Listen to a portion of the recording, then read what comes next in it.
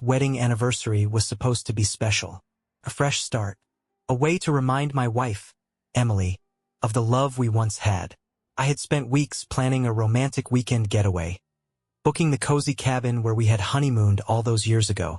I even wrote her a letter, something I hadn't done since we were young and reckless, still believing in forever. But forever is a fragile thing. When I pulled into our driveway that evening, something felt off.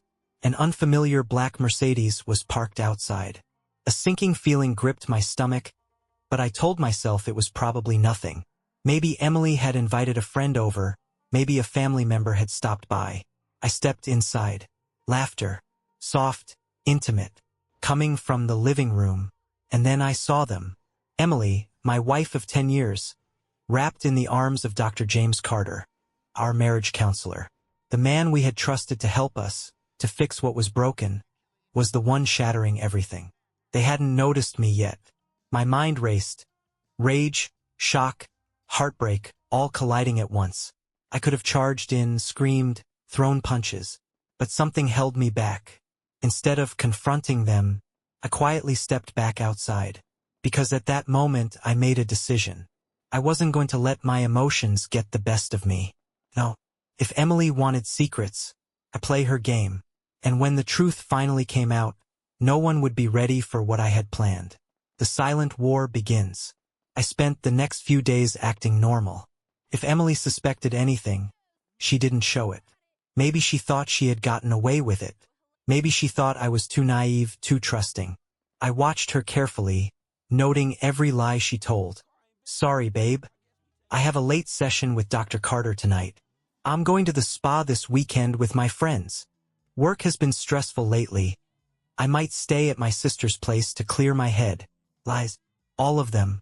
I knew where she really was, who she was really with, but I wasn't going to confront her yet. No, that would be too easy. Instead, I started my own game. Collect evidence. I bought hidden cameras and placed them strategically around the house. A small voice recorder in her car. Tracked her phone without her knowing. And within a week, I had everything. Photos, videos, audio recordings of her saying things she could never take back. But I wasn't just gathering evidence to confront her. I had bigger plans. Step 2. Make her doubt herself. I started leaving little hints. A misplaced item. A question that suggested I knew something. A casual mention of Dr. Carter's name in conversation. Just to watch her reaction. She started getting paranoid. Good. This was only the beginning. The first strike. One evening, while Emily was in the shower, I picked up her phone. I had long cracked her password. I found his number, and I sent him a text from her phone. We need to talk. My husband is starting to suspect something. Meet me at our usual spot. Then I deleted the message. I watched her face carefully when she checked her phone later. She looked confused at first, then nervous. Her fingers moved fast, probably texting him to ask why he had messaged her. Of course, he never did, because I had already deleted it. She was spiraling, questioning reality, and I was just getting started. Turning the tables. I started working late, coming home at odd hours, being vague about where I was. She asked me once, "Everything okay? You've been acting different." I smiled. Just busy with work. Let her wonder. Let her feel what it's like to not know what's going on. Then I planted the next seed. A red lipstick stain on my collar. Emily noticed it immediately. I saw the flash of panic in her eyes. But she didn't accuse me. She couldn't. Not when she was the one with a real secret to hide. She was unraveling. Perfect. Chapter 5, The Big Reveal. I waited until our next couples therapy session with Dr. Carter. I walked into his office, holding Emily's hand like I had done dozens of times before. She smiled at him, pretending like nothing was wrong. And then, I placed my phone on the table and hit play. The recording of their voices, moaning, whispering, betraying me, filled the room. Emily's face turned ghost white. Dr. Carter stiffened. Silence. Then, I leaned forward and said, "So, Doc, do you think our marriage can be saved?" Emily gasped. Dr. Carter looked like he wanted to crawl out of his own skin. And that was when I dropped the final bomb. I pulled out a manila envelope. Inside, screenshots of their messages, photos of them sneaking around, copies of a formal complaint I had already filed against Dr. Carter for professional misconduct, which would destroy his career. And at the bottom, divorce papers, signed, sealed, ready to be delivered. Emily burst into tears. "Please, let's talk about this." I stood up. "We're done talking, Emily." Then I turned to Dr. Carter. "And as for you, you just lost everything." I walked out of that office, never looking back. Epilogue, moving on. Took months to finalize everything. Emily begged me to reconsider. Dr. Carter lost his job, his license, and his wife. Turns out he was married too. As for me, I moved on. Found someone new. Someone who actually loved and respected me. And when Emily called me one last time, sobbing about how she had lost everything, I simply said, "Now you know how it feels." And then I hung up. A new beginning, or so I thought. Walking away from Emily and Dr. Carter felt like the ultimate victory, but the weight of betrayal still lingered in my chest. You don't just erase 10 years of love, memories, and trust overnight. First, I thought I was fine. I threw myself into work, hit the gym harder than ever, and even started dating again. But late at night, when the world quieted down, the thoughts would creep in. Did I do enough? Could I have saved our marriage if I had confronted her sooner? Was she always this way, or did I push her into his arms?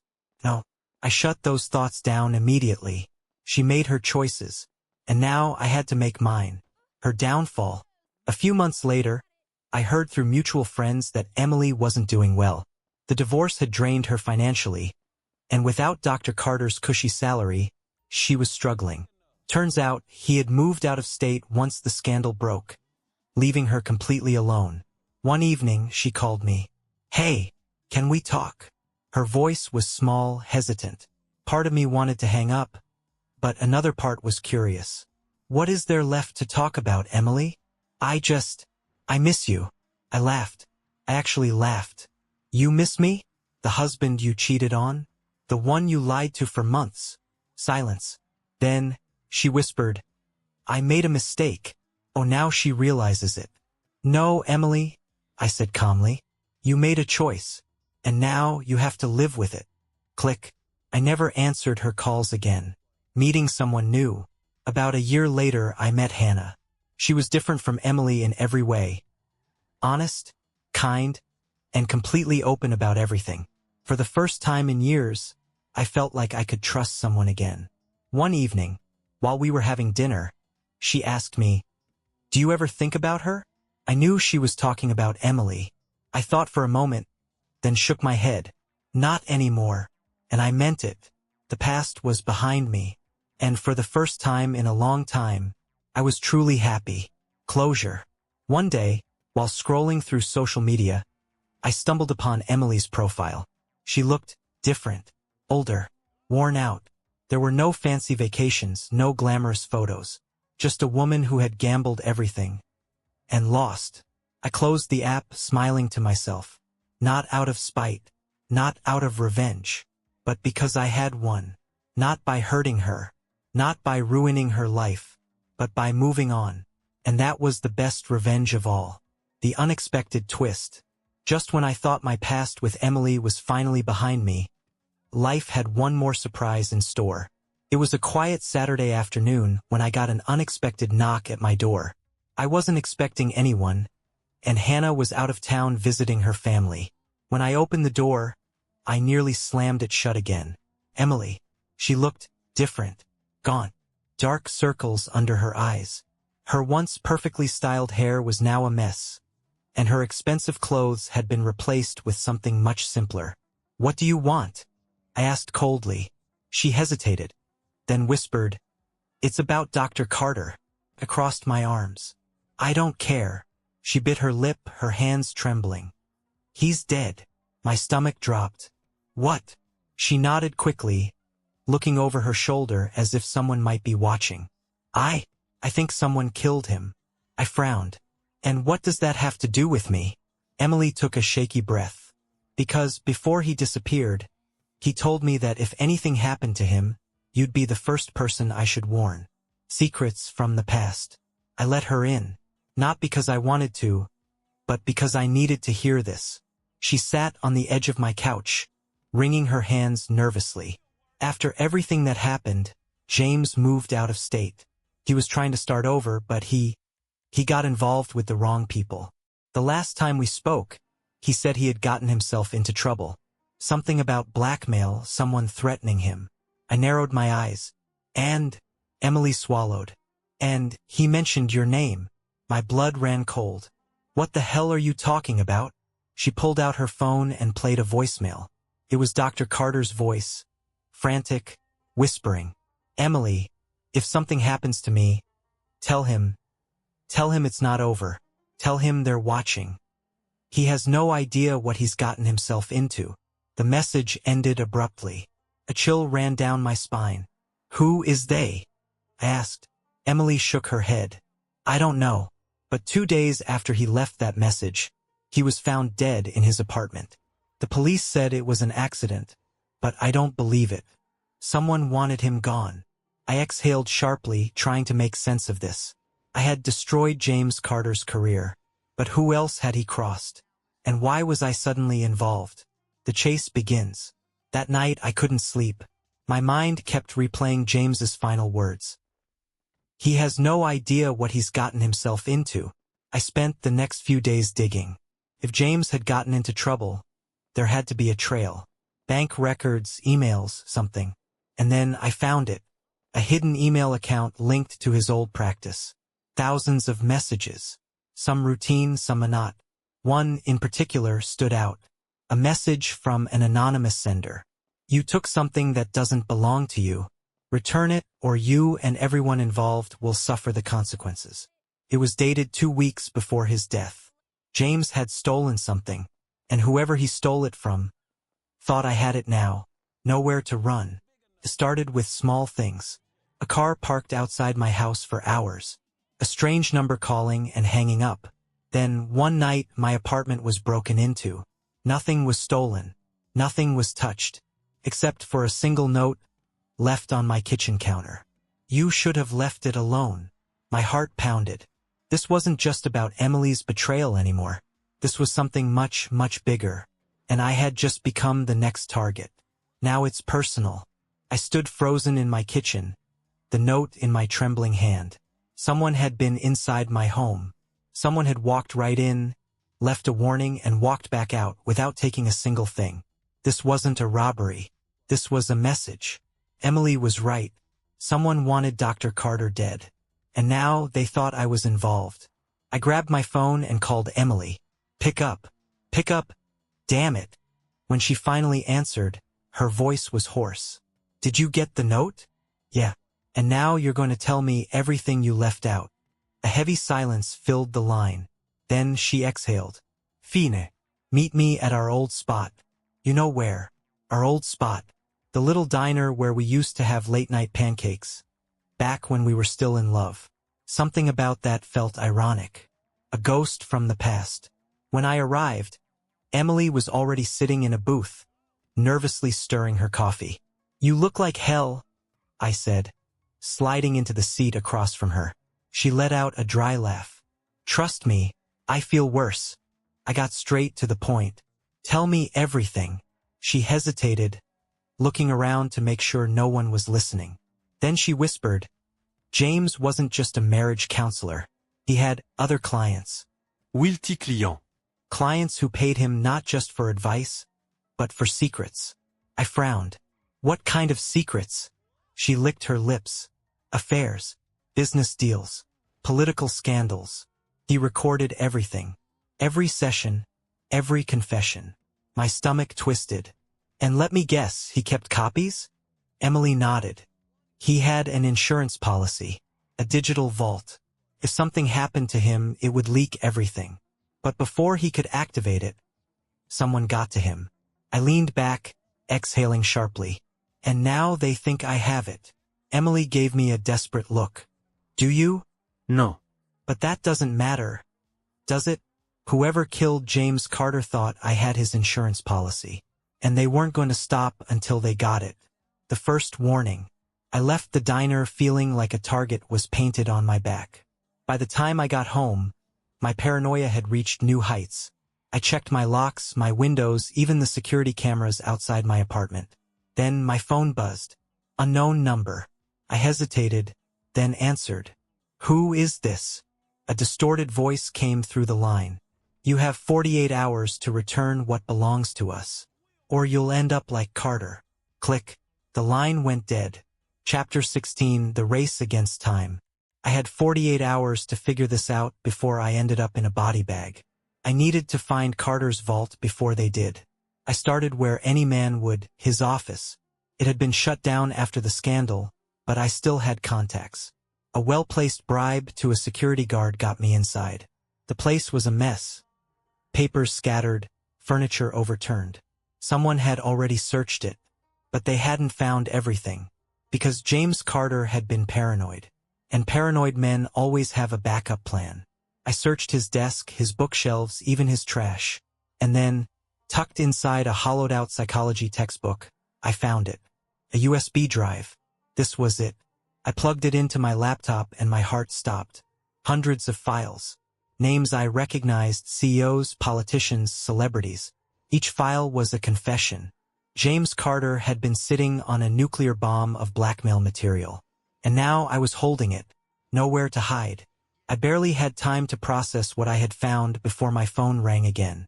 Unknown number. I answered. We're outside. I ran to my window, and my blood turned ice cold. 2 black SUVs. Tinted windows. No plats. I was out of time. The escape. I grabbed the USB, shoved it in my pocket, and ran. Out the back door, down the fire escape. I hit the alley just as I heard my front door being kicked open. They were inside. I ran. Harder than I ever had before. I didn't know where I was going. I just knew I had to disappear. Because now, I wasn't just a man who had been cheated on. I was a man who knew too much. And they weren't going to stop until I was dead. Hunted. I ran through the dark streets, my mind racing as fast as my feet. I had no plan, no backup, and nowhere safe to go. All I had was the USB drive in my pocket and a group of dangerous people who wanted me dead. The city felt smaller than ever. Every alley seemed like a dead end. Every passing car made me flinch. I knew they were searching for me, tracking my movements. And then, headlights. A black SUV screeched around the corner, tires screaming against the pavement. They had found me.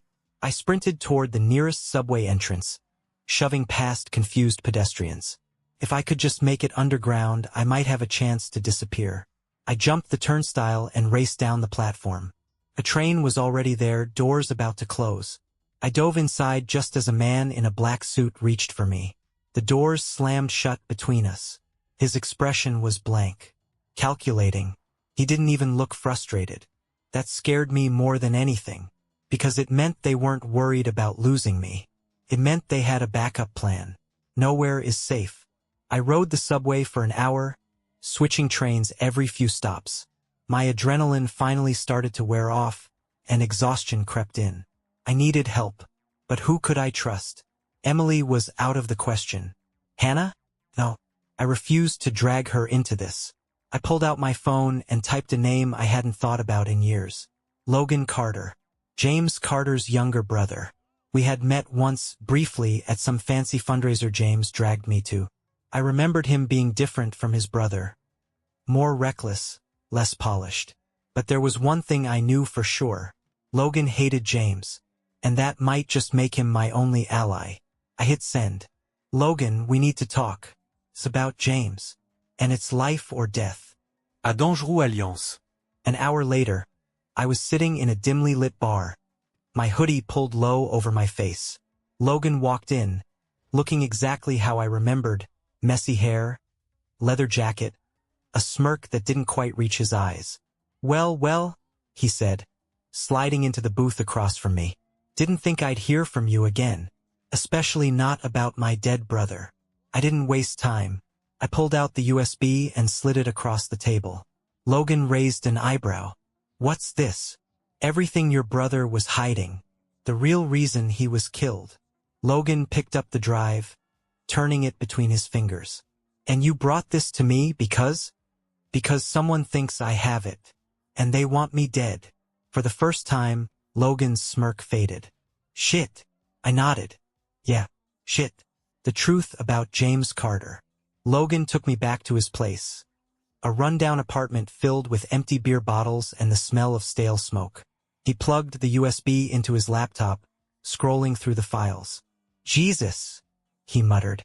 My brother was a snake, but I had no idea he was sitting on this much dirt. He clicked on a folder labeled Special Clients. Inside were dozens of video files. Some of them had names. Others had dates. One caught my attention immediately. A recording from exactly 1 year ago. Logan hesitated, then hit play. The grainy footage showed James Carter sitting in his office. Across from him sat a man in a dark suit, his face shadowed. You're playing a dangerous game, Carter, the man said. I'm protecting myself, James replied smoothly. And what happens if this gets out? James leaned back, smirking. Then we both go down. The video ended. I exhaled sharply. Who the hell is that? I asked. Logan shook his head. I don't know, but I can find out. He cracked his knuckles and grinned. Time to stir some trouble. The setup. Logan had connections, some legal, some not. Within hours, he found the name attached to the shadowed figure in the video. Victor Kane, CEO of Kane International. A powerful businessman with rumored ties to organized crime. I suddenly understood why James was dead. He hadn't just been blackmailing unfaithful husbands. He had been blackmailing dangerous people. And now those people thought I was his loose end. Logan smirked. Well, I hope you weren't planning on having a peaceful life. I ran a hand down my face. What do we do now? Logan cracked his knuckles. We make them think you're more dangerous than they are. The trap. Logan and I put the plan in motion. Make Kane nervous. Logan leaked a fake rumor that the USB had already been duplicated and sent to multiple journalists. Force Kane to come to us. We sent an anonymous message to Kane's office. We know what you did. Meet us in 24 hours or everything goes public. Set the trap. I had no intention of giving Kane the USB. This wasn't about negotiating. This was about ending it. The final confrontation. The meeting was set at an abandoned warehouse on the outskirts of town. Kane arrived with 3 armed men. Logan and I arrived with nothing but a hidden camera and a carefully placed police tip. As we stepped inside, Kane's cold eyes locked onto mine. You should have stayed out of this. I smirked. Yeah, well, I have a bad habit of not listening to warnings. Kane stepped closer. Give me the drive, and maybe I let you walk away. I chuckled. See, here's the thing. The second I give you this, you kill me anyway. So, no deal. His jaw clenched. Then you die now. He raised a hand, a silent order to his men. And that's when the police sirens wailed in the distance. Logan grinned. Oops. Looks like someone tipped off the feds. Kane's face darkened. I leaned in. Game over. The doors burst open. Within minutes, Kane was in handcuffs. His men scattered, some taken down, others disappearing into the night. And just like that, it was over. A new life. A month later, I sat in my apartment, staring at the final text from Emily. I heard what happened. I'm glad you're okay. I miss you. I deleted it. Logan and I split the files. Some went to the authorities, others disappeared forever. And me? I finally moved on. Because for the first time in years, I was free.